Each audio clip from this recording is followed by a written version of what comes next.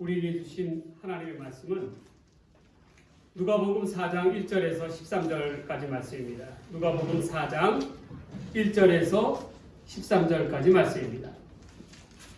신약 성경 93쪽입니다. 누가복음 4장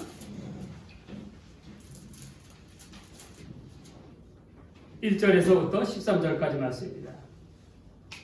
이 말씀을 저와 여러분이 한 절씩 우리 교독하도록 하겠습니다. 하나님의 말씀을 받들어 교독합니다. 예수께서 성령의 충만함을 입어 요단강에 돌아오사 광야에서 40일 동안 성령에게 이끌리시며 나에게 위해 시험을 받으시더라. 이 모든 날에 아무것도 삭으시지 아니하시니 날수가 다음에 주신지라.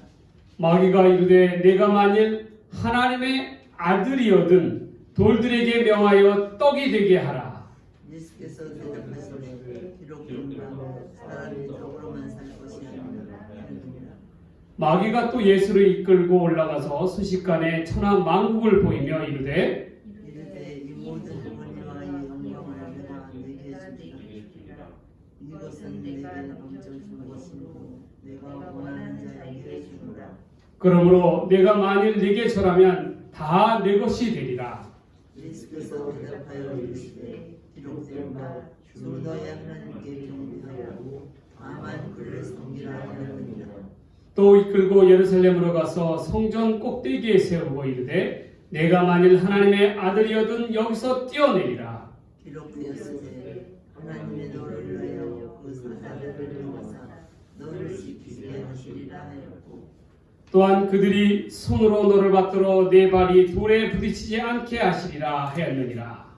예수께서 대답하여 이르시되 주 너희 하나님을 시험하지 말라 하였느니라. 마귀가 모든 시험을 다한 후에 얼마 동안 떠나니라. 아멘. 오늘 이 시간에는 내가 만일 하나님의 자녀이거든 이라는 제목으로 누가복음 4장 1절에서부터 13절에 있는 말씀을 가지고 말씀을 나눠보도록 하겠습니다. 우리에게 있어서는 시험이 찾아오지 않을 수가 없습니다.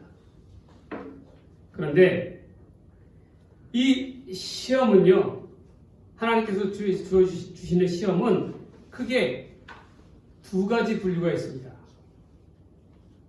첫 번째로는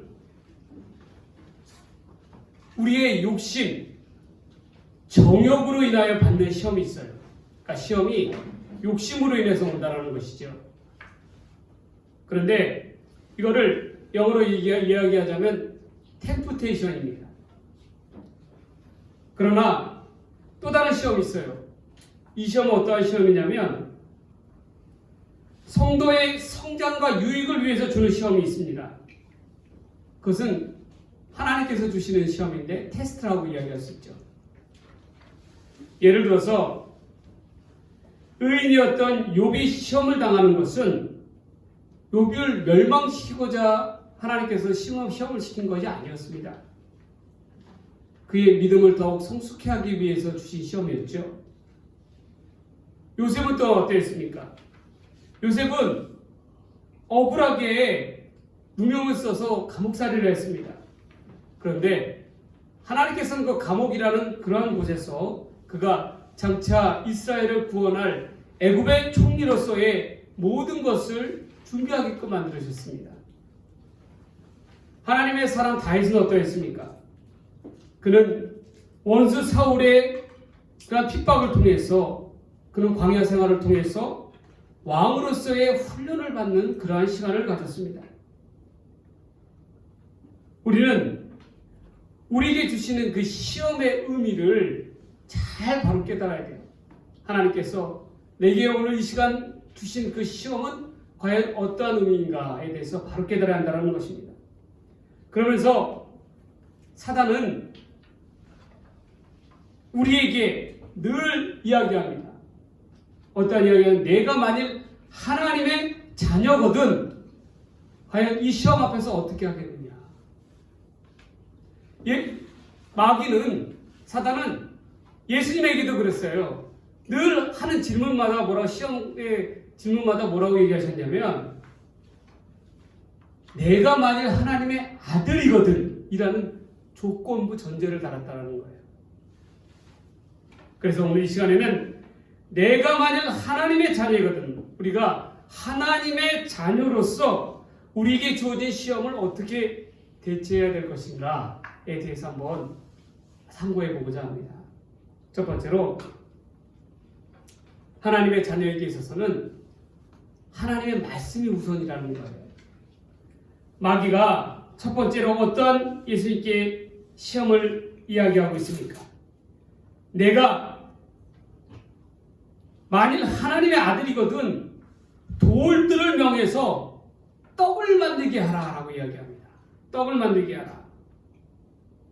여러분, 이 상황은 예수님께서 광야에서 40일 동안 금식을 하고 나신 이후에 주어진 그러한 시험의 상황이에요. 여러분 생각해 보세요. 하나님의 아들이신 예수님이지만 육신의 몸으로 오셨어요. 그 말은 뭐예요? 곧 우리와 똑같은 육신의 성정을 가진 그러한 사람이라는 거예요. 그런데 예수님께서 40일 동안을 굶으셨어요. 얼마나 허기가 지셨겠습니까? 그 앞에 사단은 떡으로서 시험을 하고 있는 거예요. 그러면서 뭐라고 얘기합니까? 돌을 가지고 떡을 만들라. 여러분, 돌을 가지고 떡을 만들 수가 있습니까? 없어요. 어떻게 돌을 갖고 떡을 만듭니까? 이것은 자연의 법칙에 어긋나는 거예요.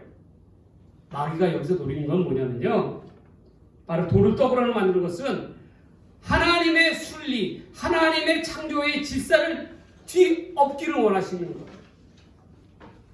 그래서 오히려 역으로 하나님의 뜻 가운데 순종하며 나아가는 것이 아니라 역으로 마귀의 뜻대로, 너희들의 뜻대로 살아가라고 강요하고 있는 것입니다.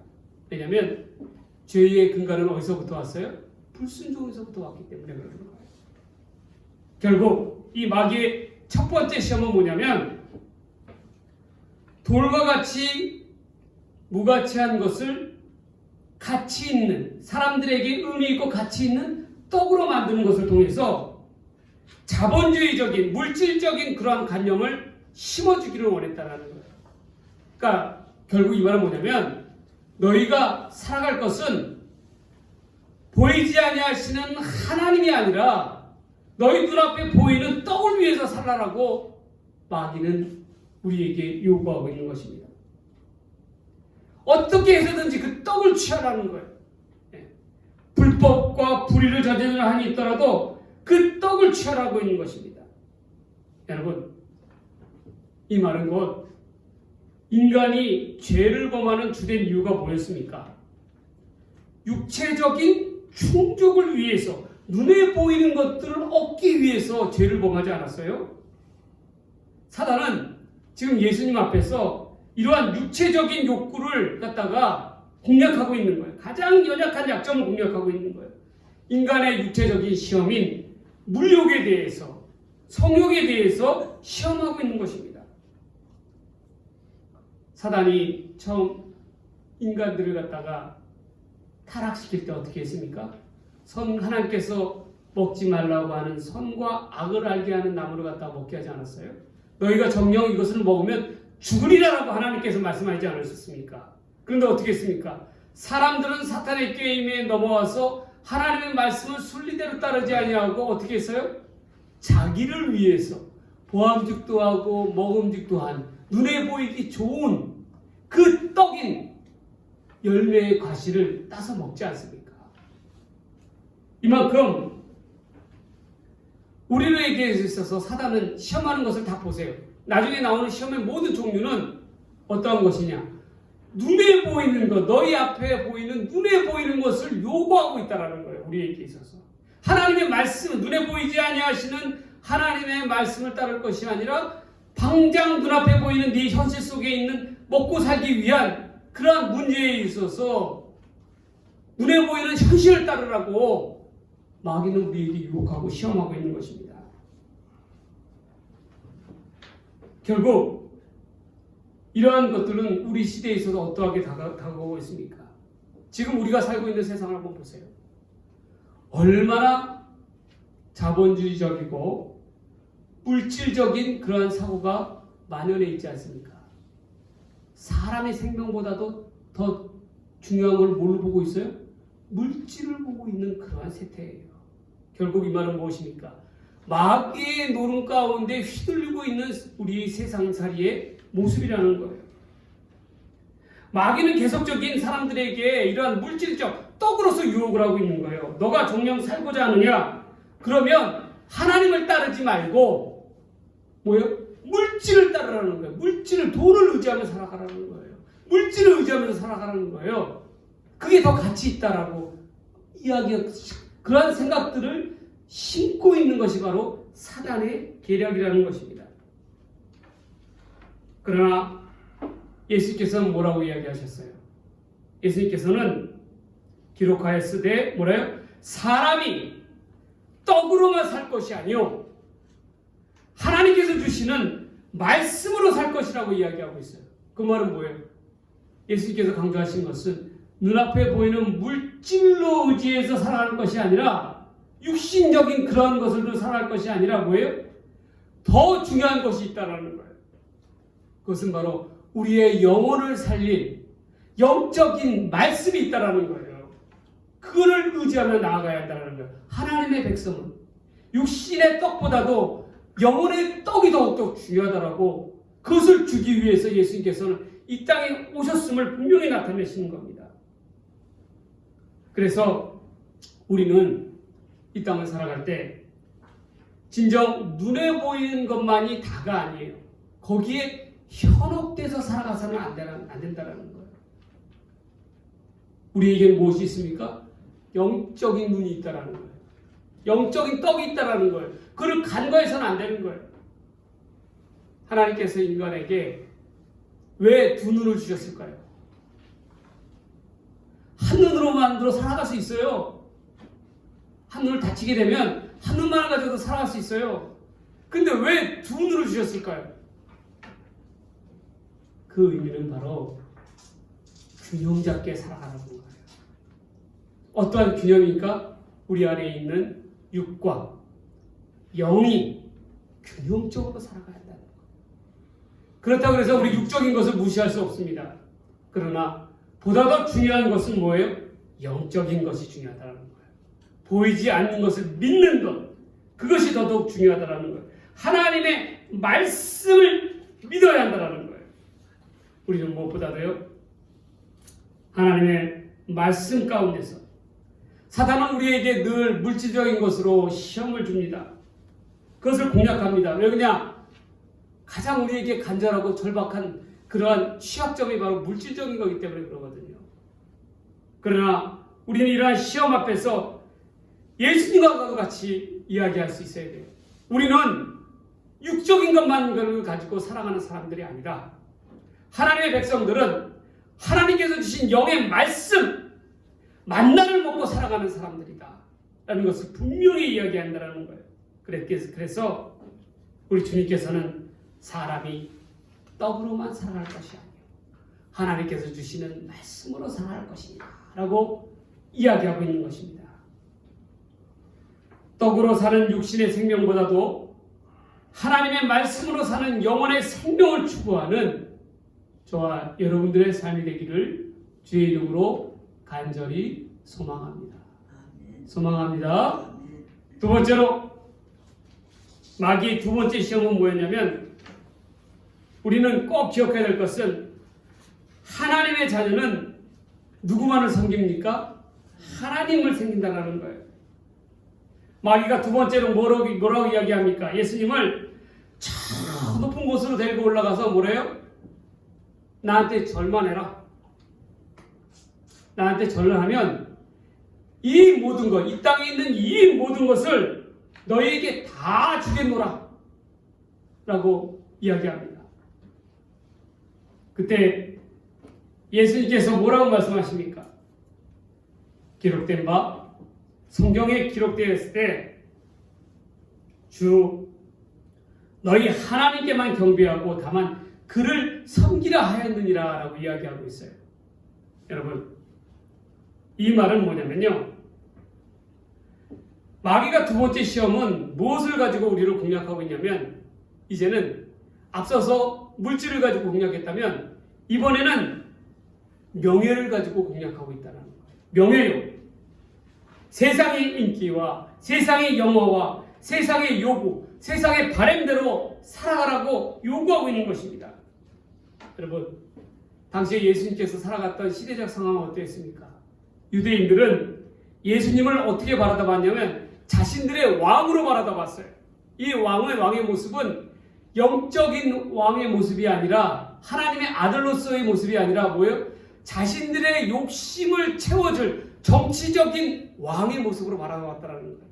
자기를 압박하고 속박하고 있는 로마의 강대국 로마의 압제로서부터 구원해 주리 구원자 해방자이신 예수 그리스도를 바라다봤다는 거예요.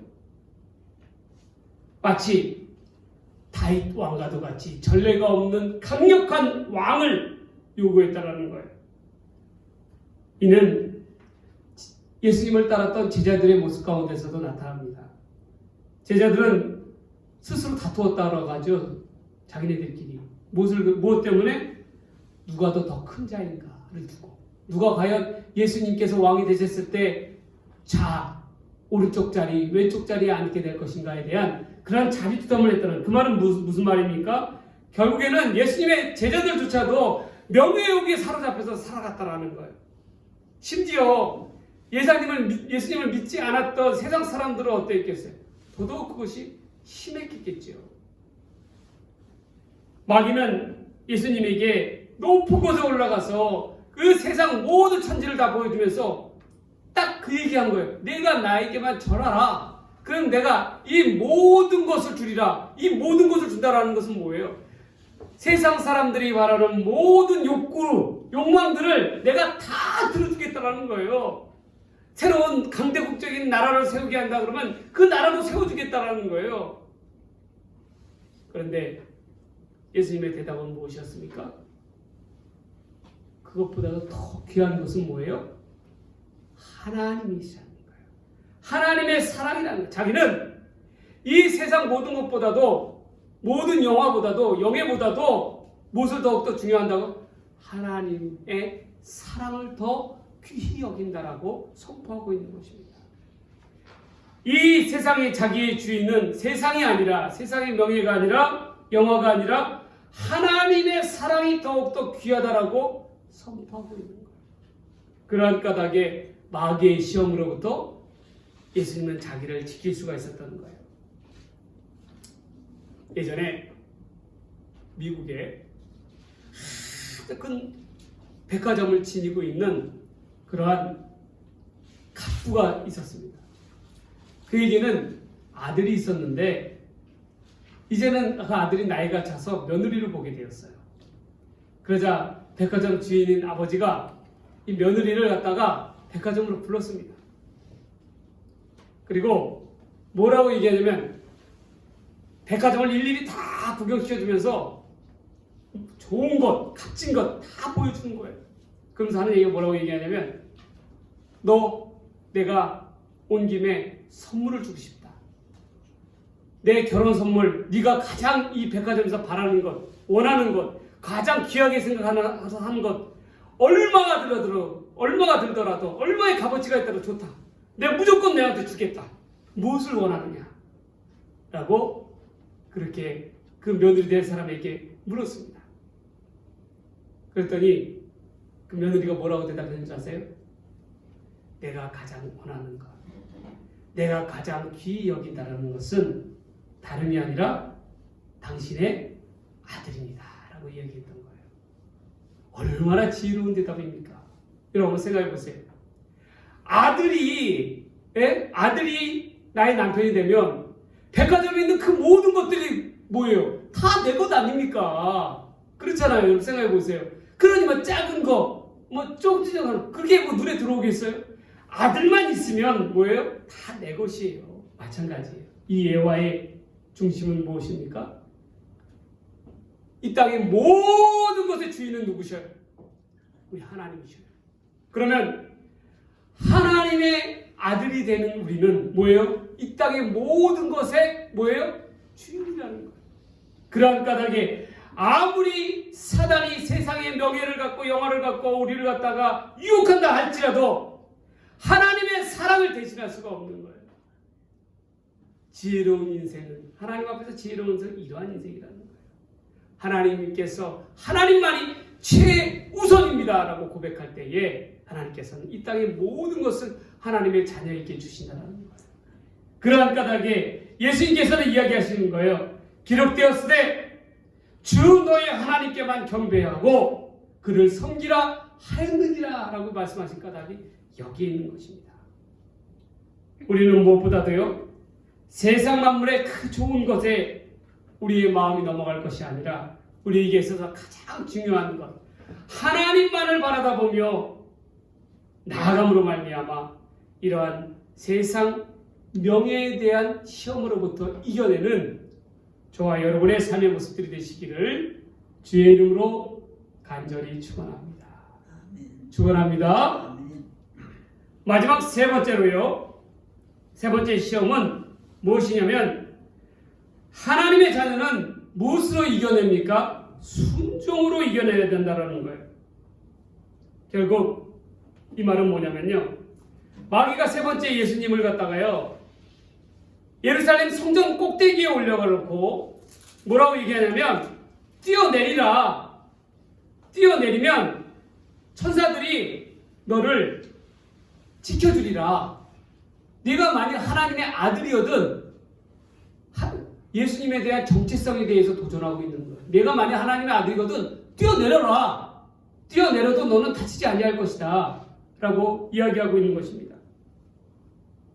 이것은 앞서서 돌을 떡으로 만들려고 같은 자연의 순리에 하나님의 법칙에 위배되는 것이지요. 왜냐? 사람이 높은 곳에서 떨어지면 당연히 다치는 건 당연한 거 아닙니까? 근데 그걸 갖다가 도전하는 거예요. 왜 마귀는 그러한 시험을 하는 까닭이 어디 있습니까? 내가 하나님의 아들이라면 하나님의 아들에 대한 그런 정체성에 대한 도전입니다. 하나님이 사랑하신다면 너한테 이러한 고난과 시련을 줄 리가 없다라고 이야기하는 거예요. 결국 그 말은 뭐예요? 하나님께서 예수님을 통한 구속사의 사역, 십자가의 고난과 핍박을 넘긴 것은 너를 하나님은 사랑하지 않는다. 너를 하나님의 아들로 인정하지 않기 때문이다라고 마음에 뭐예요? 예수님의 마음에 의심을 심어주는 거예요. 하나님께서 많이 사랑하신다면 절대로 그럴 일이 없다라는 거예요. 그런데 예수님은 이에 대해서 뭐라고 이야기하십니까? 주 너의 하나님을 시험하지 말라라고 이야기하고 있습니다. 이 말은 뭐예요? 자신이 이 땅 가운데 오신 것은 하나님을 시험코자 하기 위함이 아니라 오히려 하나님의 뜻에 순종하기 위해서 왔음을 밝히 보여주는 것입니다. 결국 이러한 마귀의 모든 시험으로부터 이길 수 있는 힘은 뭐예요? 순종이라는 거예요. 하나님의 뜻에 대한 순종. 계속된 이러한 마귀의 순종입니다.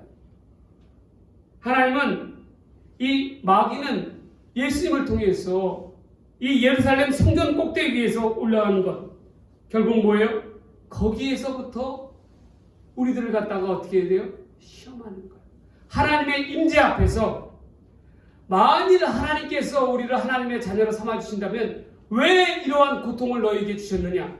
왜 이러한 핍박을 너에게 주었느냐? 고난을 주었느냐? 라고 우리에게 의심을 심어주는 거예요. 그러나 예수님께서는 뭐라고 말씀하십니까? 예수님의 뜻은 이 십자가의 고난과 피 흘림을 위한 대속적인 속죄임을 분명히 나타내 보시는 것입니다. 결국 이 하나님을 시험코자 하는 것이 아니라 어떻게 돼요? 하나님의 뜻에 순종하는 것이 자기의 본분임을 나타내는 것이에요. 여러분, 우리가 꼭 기억해야 되는 것은 바로 이것입니다. 우리의 시험 앞에서 우리가 꼭 기억해야 될 것은 이 마귀의 시험 앞에서 우리가 나아가야 될 태도는 하나님에 대한 원망이나 시험이 아니라 뭐예요?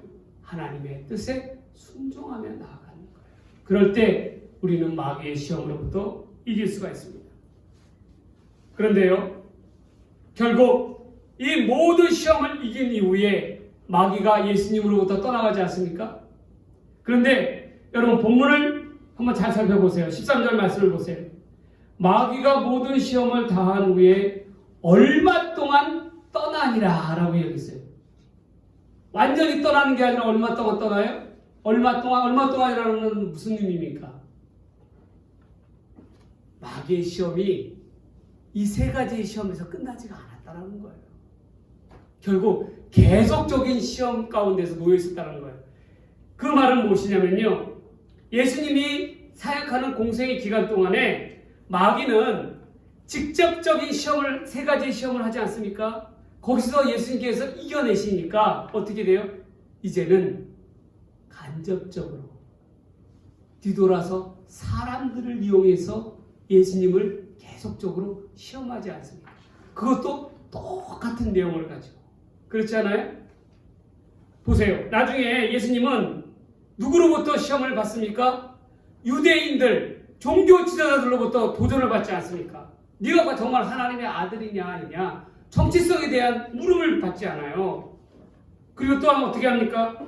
나중에 베드로로부터 시험을 받습니다. 예수님께서 고난의 잔과 이 십자가의 그 고난을 갖다가 이야기했을 때에 베드로가 뭐라고 이야기합니까? 주여, 제가 있는 한 절대로 그럴 일은 벌어지지 않습니다라고 이야기하잖아요. 결국 그 말은 뭐예요? 예수님으로 하여금 고난과 십자가를 갖다 지지 말라. 결국 이 말은 무엇입니까? 마귀가 예수님을 시험한 내용과 똑같은 거예요. 그렇잖아요. 이에 예수님께서는 그러한 까닭에 베드로를 향해서 사단아 물러가라 라고 이야기하지 않습니까? 왜냐? 이것이 마귀의 저이기 때문에, 그렇기 때문에 이야기하고 있지 않습니까? 그리고 또한 십자가상에서 예수님께서 피 흘림을 당하셨을 때 군인들이 뭐라고 이 조롱을 합니까? 내가 만약 유대인의 왕이면 너 내려와서 너를 구원하라고 이야기하지 않습니까? 결국 그 말은 뭐예요? 마귀가 한 얘기가 똑같은 거예요. 마귀가 뭐라고 이야기합니까? 내가 만약 하나님의 아들이거든 이 성전 꼭대기에서 뛰어내려라 라는 말과 똑같은 겁니다. 이처럼 계속적으로 마귀는 예수님을 시험했어요. 그러나 예수님께서는 궁극적으로 무엇으로서 승리했습니까? 하나님의 말씀으로서 승리하였다는 거예요. 하나님께 순종함으로부터 순종하였다는 거예요. 첫째 아담은 하나님의 말씀에 불순종함으로 성과 열매의 과실을 따먹으로 말미암아 하나님의 순리에 거역하였지만, 둘째 아담으로 오신 예수님은 철저히 하나님의 말씀에 순종함으로 고난의 십자가임에도 불구하고 그를 감당해냄으로 말미암아 믿음 안에서 승리하시지 않으셨습니까? 그 승리함으로 말미암아 우리에게 구원함을 허락하여 주시지 않았어요? 여러분, 이거 굉장히 중요한 내용입니다. 결국 우리는 이러한 모든 마귀의 시험, 물질을 통한 시험 첫 번째 시험, 세상 명예를 통한 이 두 번째 시험, 또한 정체성을 통한 세 번째 시험, 이를 통해서 뭐라고 예수님께서 물리치셨어요? 기록하였으되, 기록한 바 하나님의 말씀으로서 승리하였다는 것을 볼 수가 있습니다. 결론은 무엇입니까? 우리가 이러한 마귀의 시험으로부터 승리할 수 있는 것은 무엇을 가지고 승리할 수 있어요? 하나님의 말씀에 붙들려 살 때에 승리할 수 있습니다. 또한 하나님의 말씀에 순종함으로 나아갈 때 승리할 수 있다는 거예요. 세상 무엇보다도 하나님만을 최우선순위에 둘 때에 승리할 수 있다는 거예요. 이것을 우리가 분명히 깨닫고 믿음 가운데 나아가는 저와 여러분의 삶의 모습들이 되시기를, 어떠한 그 사단의 시험 가운데서도 말씀으로서 물리치신 예수님처럼 우리도 하나님만을 사랑하고 하나님의 말씀만을 붙들고 하나님께 순종함으로 말미암아 믿음 안에서 이겨내는 저와 여러분의 삶의 모습들이 되시기를 주의 이름으로 간절히 축원합니다. 축원드립니다. 기도하시겠습니다. 하나님 아버지, 날마다 우리를 삼키려 넘어뜨리려 하는 그러한 사단의 모든 시험으로부터 우리가 우리에게 하나님의 자녀로서 이김을 허락하여 주시옵소서. 하나님 말씀으로서 이겨내게 하여 주시고 하나님 말을 사랑함으로써 이겨내게 하여 주시고 하나님께 순종함으로 말미암아 믿음의 승리를 얻는 그런 복된 믿음의 성도들 다 되게 하여 주시옵소서. 이 모든 말씀 우리를 사랑하시는 예수님의 이름으로 간절히 기도드리옵나이다. 아멘.